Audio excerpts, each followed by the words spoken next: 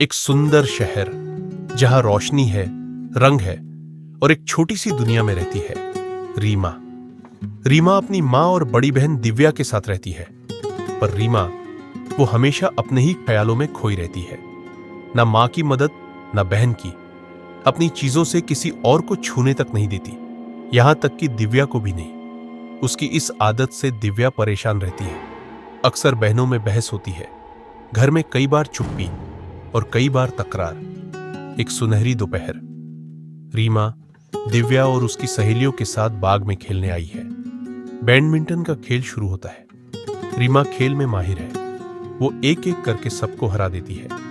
लोग उसका खेल देखकर वाहवाही करते हैं, लेकिन रीमा के चेहरे पर वो चमक नहीं होती। जीतने के बावजूद कुछ अधूरा सा लगता है। खेल खत्म होता है, सबके साथ नहीं। रीमा चुपचाप दिव्या के पीछे पीछे चलती है, अपने ही ख्यालों में डूबी हुई। ट्रैफिक सिग्नल पर सब लोग सड़क पार करने के लिए रुके हुए हैं। तभी एक लड़का दौड़ते हुए आता है और रीमा से टकराता है। रीमा के हाथ से बैडमिंटन रैकेट छिटक कर गिर जाता है। शटलकॉक भी थोड़ी दूर जाकर गिरती है। रीमा झुककर उसे उठाती है, पर जब तक वो उठाकर खड़ी होती है, सिग्नल बंद हो चुका होता है।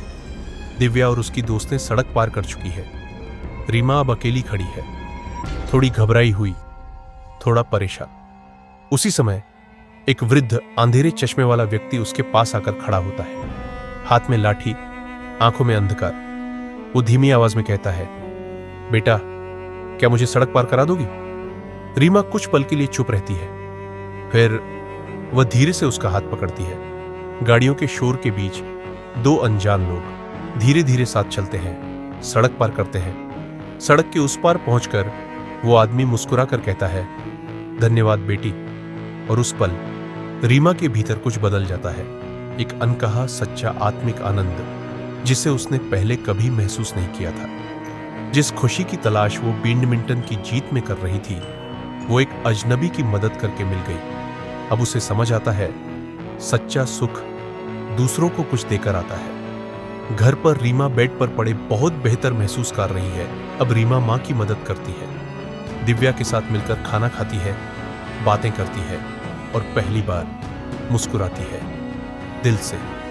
माँ और दिव्या दोनों की आंखों में चमक है। रीमा अब पहले जैसी नहीं रही। दिव्या बाजार से लौटती है, हाथ में एक सुंदर गुलाबी रंग का हेयर बैंड। वो रीमा के पास आती है, प्यार से उसे उसके बालों में लगाती है और कहती है, आनंद का पेड़ होता है रीमा, जितना तुम उसका फल दूसरों को दोगी, वो उतना ही और फलेगा फूलेगा। रीमा हंसते हुए दिव्या को गले लगाती है। रीमा ने सीख लिया कि देने में सबसे बड़ा सुख छिपा है।